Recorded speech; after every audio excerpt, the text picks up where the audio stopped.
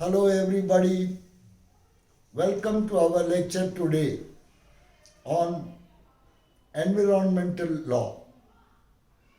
We will give this discussion in two parts. Today, the first part, we will focus on Stockholm Declaration. I must tell you, I entered law school during the year 1976.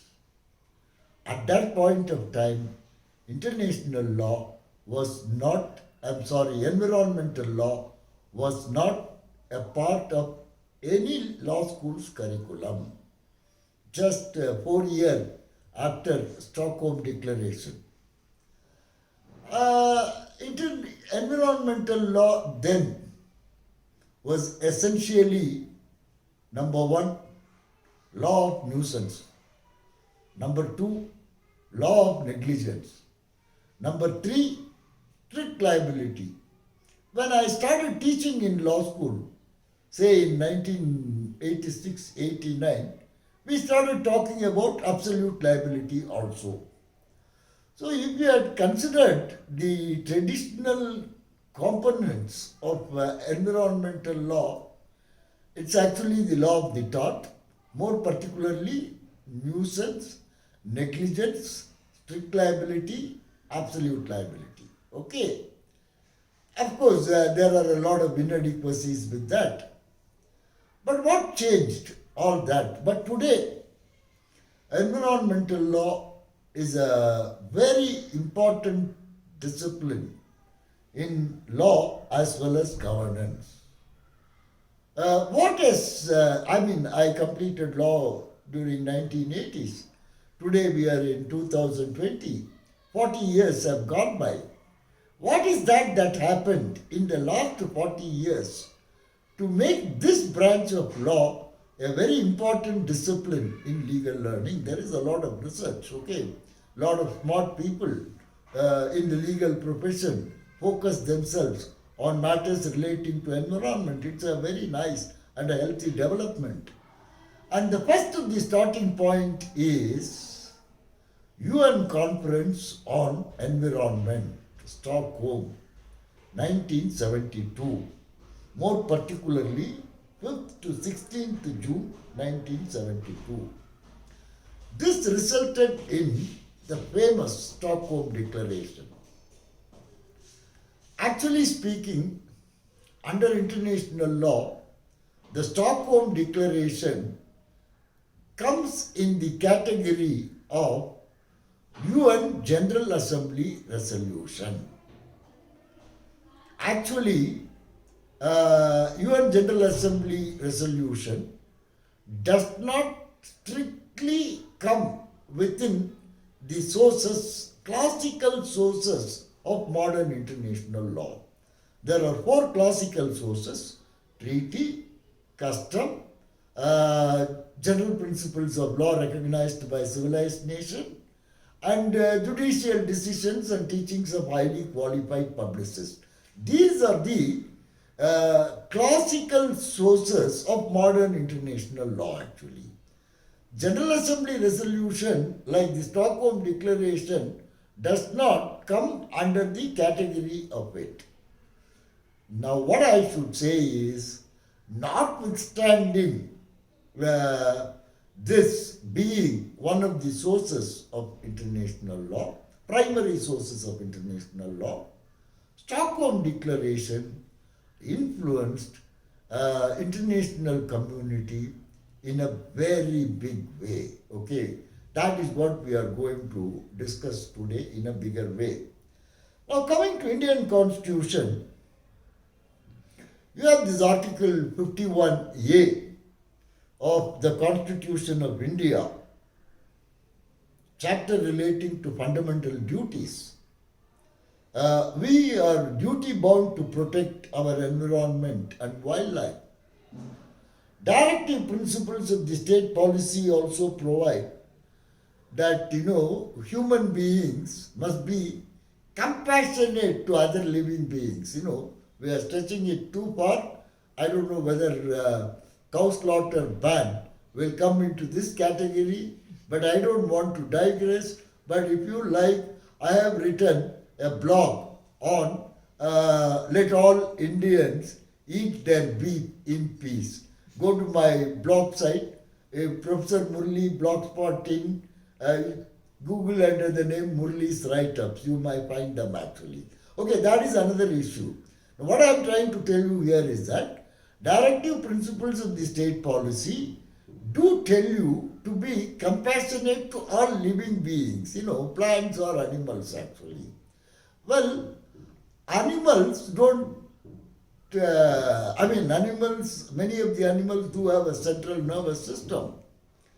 They feel pain. But plants don't have a central nervous system. They don't have pain. So therefore, but what the Constitution tells is, doesn't say be compassionate to fellow human beings and animals. It says be compassionate to all living beings. This is a very, what do you call, a worthy concept. Okay. Now, Parliament has been obliged to ensure, they must ensure protection of wildlife and ecology. This is very, very important actually. I must tell you that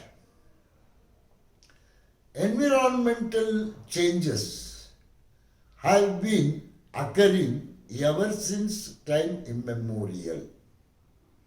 In fact, some of the most crucial environmental changes that have occurred in the world during the early stages of world history has made our planet Earth more habitable for human beings and other animals. We don't know how this Mother Earth came into existence.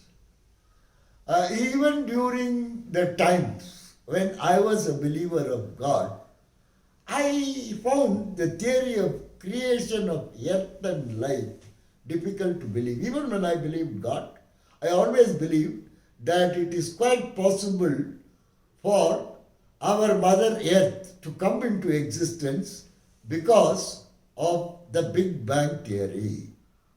Namely, some of the stars broke away, they came in a different direction, some of them joined, and it became what we all today know as Mother Earth. We know that there are other similar celestial bodies in this universe. But when we talk about the Mother Earth that we live today, it did not have much of oxygen. That is the starting point, Well, it had a lot of carbon dioxide, sure. It had nitrogen, we don't know. Then we had an organism called blue-green algae. This blue-green algae,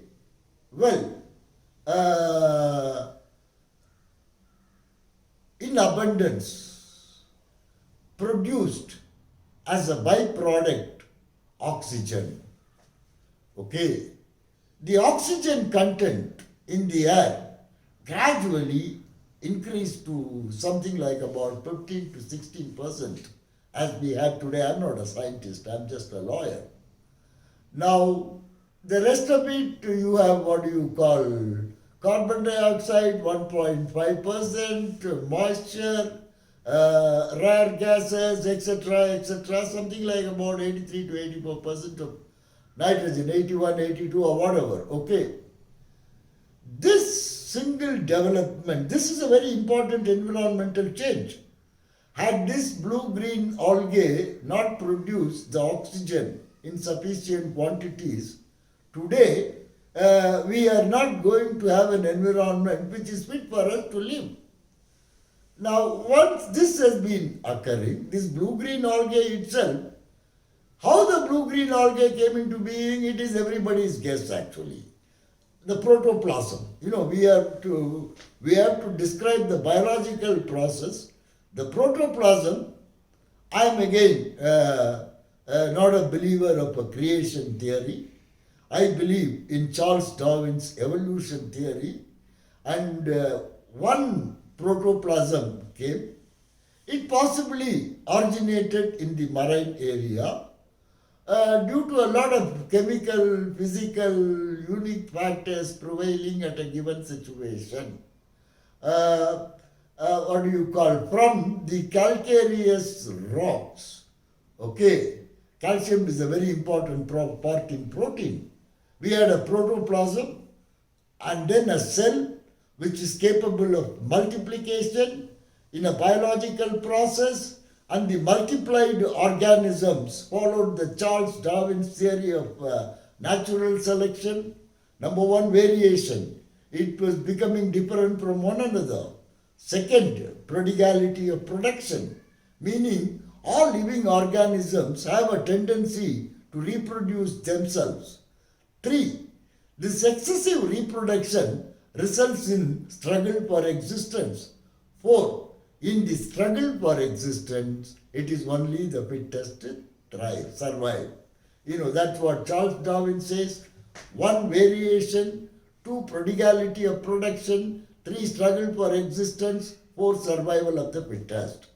These 4 factors, made the protoplasm evolve into plants, animals. Okay. In the animals, you have first invertebrata, thereafter you have vertebrata. In vertebrata, you have a top phylum called Mammalia. In that, there is a class called primate. And from the primate, we all human beings evolved. Okay. In between primates and human beings, there have been 2 other important subspecies, namely Vesuvians and Neanderthal humans. Okay. So evolution is such a complicated process, and it has occurred over a period of, let's say, millions of years actually. Okay. I went to a fossil park in Tiruvakkarai in Puducherry, and they say the place is about 2 to 5 million years old. I mean, it's very difficult to believe it, but the science tells you how to assess accurately the age of a fossil. Now coming back, so we humans are at the top of the evolutionary process, evolutionary pyramid. Actually, we are a product of evolution over a period of millions of years. Now, humans evolved into a very sophisticated, highly knowledgeable species, okay? And this knowledge has enabled him to change the environment even more rapidly. This is actually the problem. What animals and plants took millions of years to do, humans can do it in a few minutes actually. If the humans want today, they can blow our planet 5 times in 10 minutes. If United States, China and Russia blast all their nuclear devices at the same time, there's no more world today. So please understand that humans who are at the top of the pyramid of the evolutionary process, more than any other species in the world, is in a position to change the environment. When we are talking, you have to draw a lot from biology and evolution when you talk about environment. A change can either be a progressive change. A change can be a retrogressive change. It can be a progressive change or a retrogressive change. There have been a lot of progressive changes. For example, till 200 years ago, most of the energy that was produced in the world was generated either by the humans themselves or the livestock, like horses, oxen, anything, in other words, the energy was human and animal generated about 200 years ago. 95% of the energy, there had been an occasional windmill, that's all about it. We never had electric power. The electric power is just about 100 years old. Thomas Alva Edison and the other gentleman, Nikola Tesla, okay. Until these guys came in, there was no electricity. And please remember, electricity reduced a lot of drudgery in human life actually. You have a washing machine, you have a dishwasher, you have an electric heater, and definitely everything, it was definitely more superior to anything what existed earlier, This has made cooking, anything that you talk about, okay? Electricity had made life lots easier, okay? But please remember that electricity has become the biggest polluting reason of the world. You need power. Power is produced by burning coal. Now we are talking about renewable and alternate forms of energy. So what do you think is one of the most important progressive inventions of the world? Electricity. Well, it is also responsible for an important environmentally depredative factor called global warming. All the coal we burn produces a lot of carbon dioxide, nitrous oxide, sulfur oxide. At this rate, Taj Mahal will really become black. The calcareous marbles, white marbles, which is the cynosure of every eye, reacts with the acid rains, and Taj Mahal, you find, is developing cracks, and the white marble occasionally is getting black and sometimes yellow.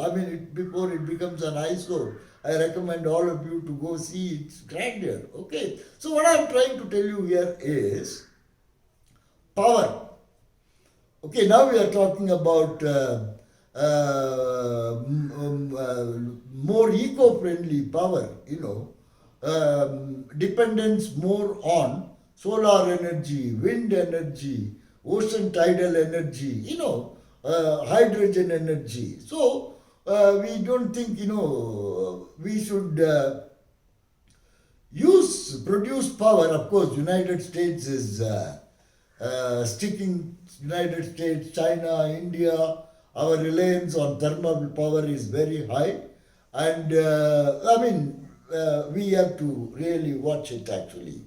So, what we talk about here is that in the last 300 years, this incidentally marked the beginning of modern international law. Okay, it coincided with the process of colonization, and along with colonization, you had industrialization. This colonization and industrialization, no doubt, created a lot of inequalities. We cannot, undo things that have taken place in history. We have to live with that, and we should not feel bitter about it. That's what I would always say actually. Okay, so what I would say that colonization and industrialization had contributed to environmental pollution in a very big way. Okay, why do I say that actually? Consider the human history. First of the humans he was actually a hunter-gatherer. He never reared animals, he never raised plants, he never had, kitchen, right? He didn't even know how to use fire, okay? After the invention of fire, okay? That probably marks a very important beginning in technology, okay? Cooking, okay, that signifies a very important evolutionary step in my opinion. Anyway, I don't want to digress in matters relating to food. Okay, so use of fire, then we had a stone age. Okay, during the stone age is naturally available substances were used as his weapon, vessels, a lot of things. Then you had the copper age. Then you had the iron age. Thereafter you had the bronze age. Now today we are in plastic, PVC and the synthetic age. Most of the things that we use are artificial materials. They were not naturally occurring as we understood that. So, what we are talking about is that what did the Stockholm Declaration do? The Stockholm Declaration essentially contained 7 proclamations and 26 principles. A proclamation. Proclamation is different from principles. Okay. Proclamations talk about what has already taken place. Principles talk what you should follow when you come up with situations in future. So proclamations can be considered as part of international just causes, the ground norms, okay, from which the principles derive their sustenance. Okay. What are the first principle? The first principle it says is that even though environmental change is inevitable, human beings' ability to change the environment must be carefully monitored. This is a very important thing. Earlier, a technology will be introduced, and after we introduce the technology, we realize, oh, this introduction of technology had resulted in this unwanted environmental factor.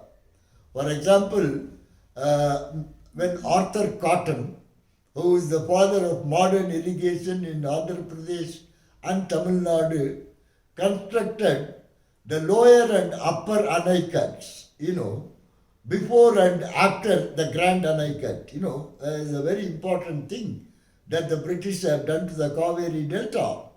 See, after these Anaikats or the dams were constructed, there were a lot of irrigation canals. And because of the irrigation canals, the proliferation of mosquitoes became really big. And that part became the filariasis, elephantiasis capital of India. So that's definitely something what Arthur Cotton did was something wonderful. Okay. But that one good thing results in something. This is what the first principle says actually. The human being's ability to change the environment is one thing that we must be very careful and conscious of. Second, okay, states have a duty to protect environment. It is not like the sovereign can do no wrong. It is not something that, the states have sovereignty. Your sovereignty is conditional on your responsibility to protect the environment. This is principle number 2. In other words, in between a conflict between environmental protection and sovereignty conflict, the environmental protection prevails. Okay. So, human beings must be conscious of the exhaustion of non-renewable resources. This is a very, very important thing. Coal is a non-renewable resource. Oil is a non-renewable resource. Gold is a non-renewable resource. Already there is no, what do you call, viable silver mines in the world today. Most of the silver that we have is recycled silver. So what I will say, that because of the excessive exploitation of silver, we don't anymore have viable silver mines. That should not happen to say things like oil or coal or gold or a lot of resources. Okay. Now if you exhaust all this, this will result in an undesirable change. Fourth, there is a connection between poverty and environment. You have to recognize that. A hungry mind will not think twice before killing even a protected species. If you are hungry and if you are used to eating meat, I mean, people, that's what people used to ask about Indian farming. During times of Indian famine, farmer will starve to death, cattle will starve to death, and people in West will ask a question, why didn't the farmer kill the cow or bull and eat it? You understand? It becomes very insensitive actually, insensitive. But what I am trying to tell you here is that if human beings are deprived of food, decent shelter, health care, sanitation facilities, education, etc., they are not going to have an inclination to protect the environment. In other words, if you have reasonable development, then only environmental protection will become a reality. That is why ILO said, poverty anywhere is a threat to prosperity everywhere. Okay. This then, fifth factor. When India became independent, we were just about 40 crores. Today we are about 120 crores. Excessive population increase. That is one factor. Second, increase in life expectancy. At the time of Indian independence, average Indian fellow lived for 50 years. Now we live for 66 years. We have more people in the earth. Two, because of these two factors, the demand for food increases. And please remember, the amount of arable land remains the same. So you try to increase the productivity. Okay. 5. The worst environmental depredations are now taking place only at the most impoverished regions of the world. This is a real challenge actually. And the people need development. The people need jobs for income creation. And these development and the jobs for income creations are also becoming important reasons for environmental depredation. This is a kind of a catch-22 situation. You have to have development, and if you have to have development, you have to accept a bit of environmental depredation. Are they mutually conflicting? This is a real issue. Right. Then the proclamation last actually. Citizens, communities, enterprises, institutions. Actually, I must tell you that in international environmental law, individuals and non-governmental organizations have played a very important role. Let's look at the Scandinavian girl, Greta Thunberg, right? Okay. People would be justified in describing her as Not a normal girl. She definitely wasn't a normal girl. She had that, anyway, Swedish document, the Scandinavians document give more importance to the mental health. So they will put her in some category. In India, we find them regularly day in and day out, and we wouldn't bother to identify them as one. But the amount of work he had done in global warming and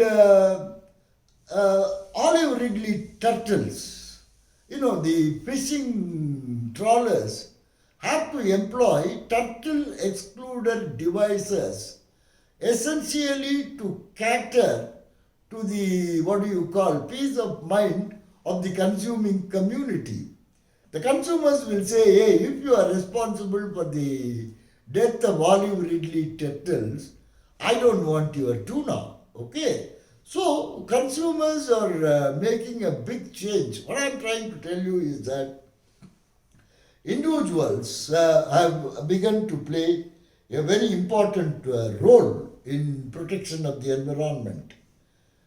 All right. Eighth principle, environmental problem because of the underdevelopment. Then, stability of the price of primary commodities. This is a bit of an issue that WTO should be concerned about.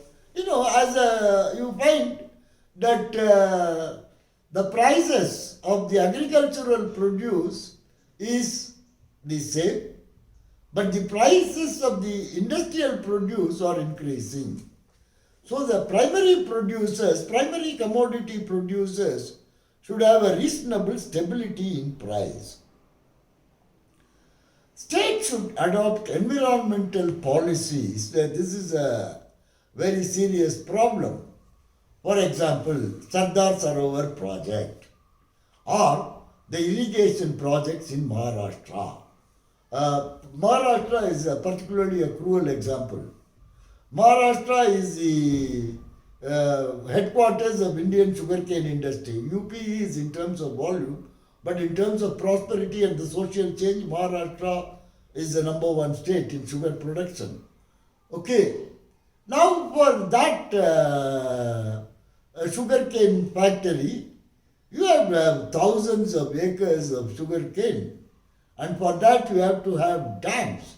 And if you construct dams, number one, you displace the Adivasis living in the dam water catchment area, and number two, during summer, these Adivasis do not really have any access to water, which they had traditionally had. So, on one hand, you are improving the quality of the lower middle class farmers to become upper middle class farmers, and this results in otherwise highly deprived Adivasis even more deprived, thereby denying him the basic access to water. Okay, so these are the having an environmental policy. You have more and more sugar mills. Oh God, that is going to result in more and more deprivation of the Adivasis. Wildlife are being the cattle, the cheetahs getting into towns, elephants coming into Bannerghatta in Bangalore because they don't have water during the tough seasons. Then committing resources to preserve and improve environment. This is a very important thing. You have to find the money for it. You can't say I don't have money. Then international and technical assistance. This is very, very important actually. Many people don't even understand what is that environmental problem. So unless technology, knowledge, information comes in all these matters, the developing countries are totally at the mercy of the magnanimity of the developed countries. If somebody like Trump is at the helm of affairs, there is no magnanimity in United States dealings with any of the deprived countries. Then, development planning. This is very, very important, If you have to reduce poverty, which is a very important sine qua non to have a better environment, if you have to reduce poverty, you have to have development. So, development planning in environmental protection is very, very important. All right.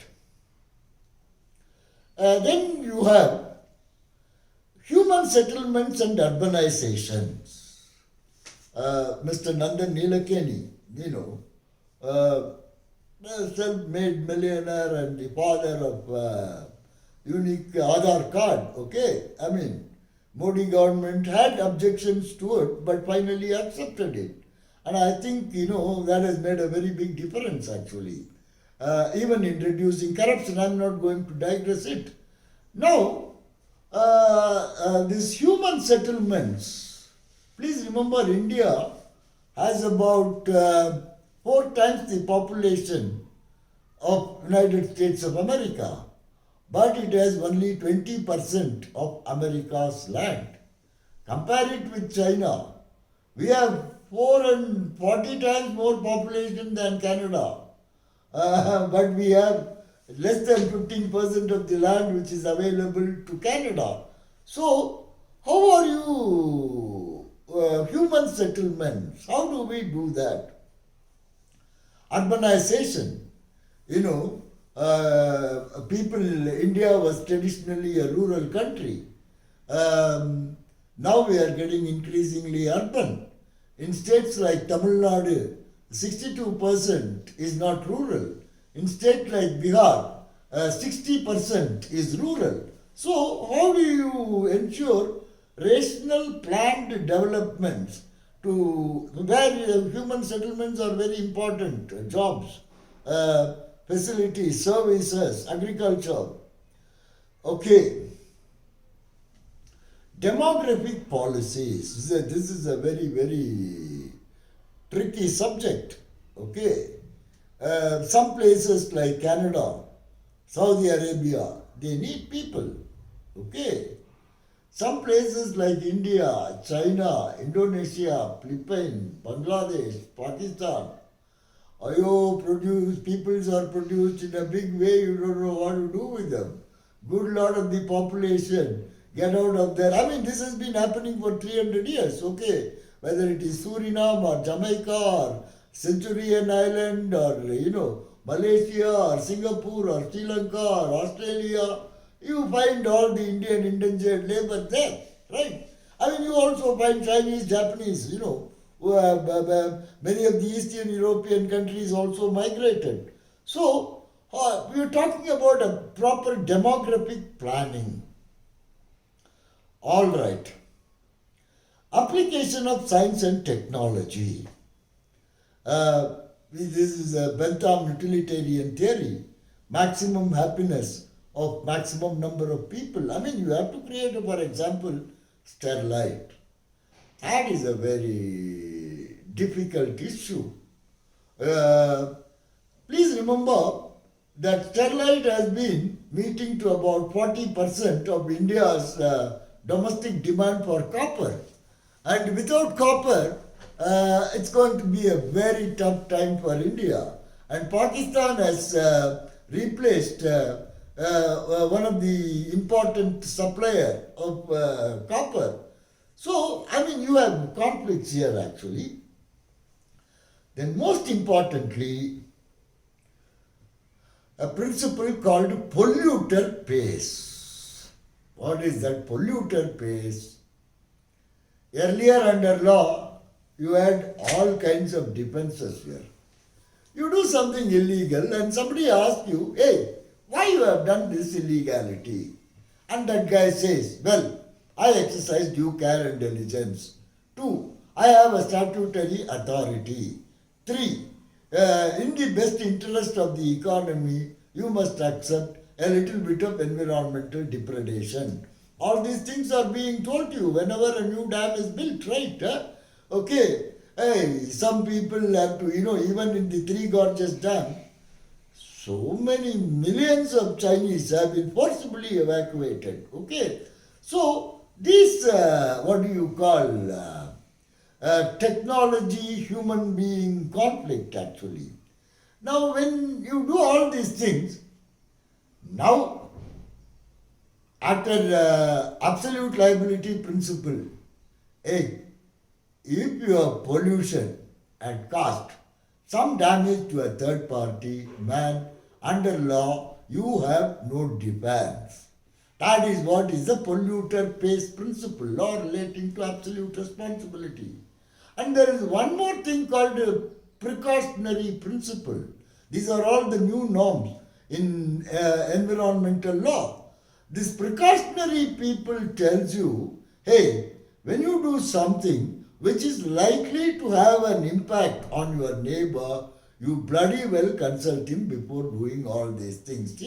Big countries like China may not follow, but small countries, please remember that Indian ambitious plan for Setu Samudram Canal, okay, we had to give it up because of the objections from Sri Lanka, okay, because we are duty bound to consult Sri Lanka because they with whom we have share a maritime border. And we are now talking about determination of environmental standards. Hey, some countries can follow this here, some countries cannot follow this. For example, the Indian corporate trade, child labor was used, okay. Hey, in India it's all right here. I mean, that's not the way you look at it here. We are talking about evolution of environmental standards, and this environmental standard should be fair, reasonable. It should not be unreasonable actually. Americans should not tell Indians, hey, you should not drink cow's milk, you drink buffalo's milk. Hey, don't eat goat but eat beef. They can't say all that actually. We must be sensitive to the cultural differences of the people. But what we are now talking about is evolution of international environmental standards. Then sovereign equality. This is a serious problem. For example, Punjab, Haryana, Uttar Pradesh, all these states will say stubble burning. What is it, man? Only 2 days, face your irritation in the nose and be done away with that. Don't be too sensitive about it. However great fan that you are of the farmers and their valiant struggle for their rights, you find it difficult to accept that proposition. And one of the demands of the striking farmers in Delhi today is that, hey, they want exemption from liability of the stubble burning prevention laws. Anyway, as they are finding a technical solution, I don't want to digress into it. And most importantly, Stockholm Declaration says that nuclear weapons are illegal in international law. Okay, and now I have given you a thrust of the Stockholm Declaration, and the Stockholm Declaration today is just the starting point. Between Stockholm Declaration and 2020, there are about 700 multilateral, bilateral treaties for the protection of environment. So, Stockholm Declaration today undoubtedly represents a substantial, enforceable part of customary laws relating to customary international law relating to the protection of environment. Actually, the Stockholm Declaration was followed by Rio Declaration, and this was followed by Johannesburg Conference, and this was followed by Nairobi Conference, and Convention on Biological Diversity, which is a very important area, a different subject altogether. Of course, it is part of international environmental law, definitely. Biological diversity represents part of the environment. Okay, so what we are now talking about is that you have something like Vienna Convention on Protection of Ozone Layer, civil liability for nuclear damage, liability for the crash of the spacecraft. You have got conventions on all that. You have something like about 700 treaties here. So the point I am trying to impress you upon is that these happenings under international law not only constitute a state practice accompanied by the mental element in the formation of a custom, opinio juris sive necessitatis, which means international law compels the state to comply with this behavior. That is why you have a lot of legislative activity. Well, there are problems. For example, there is an international whaling convention. Every country in the world has accepted that they will not anymore hunt whales. But Japan and North Korea continues to hunt whales for the purpose of eating and claim that it is for scientific research. So, there have been violations of environmental law. There have been violations of the proclamations and the principles enshrined in the Stockholm Convention. Notwithstanding that, it is correct to assert that Stockholm Declaration on Environment has accomplished as much as the Geneva Conventions on Law of the Sea actually. I mean, these Geneva Conventions subsequently were replaced by one United Nations Convention on the Law of the Sea. But in terms of change, in terms of codification, in terms of debate, in terms of follow-up, I think the contribution of Stockholm Convention for environmental protection is something really admirable, and this is our first part of our lecture on international environmental law, and our next part tomorrow we will focus on the Indian developments in environmental law. Subscribe to our channel.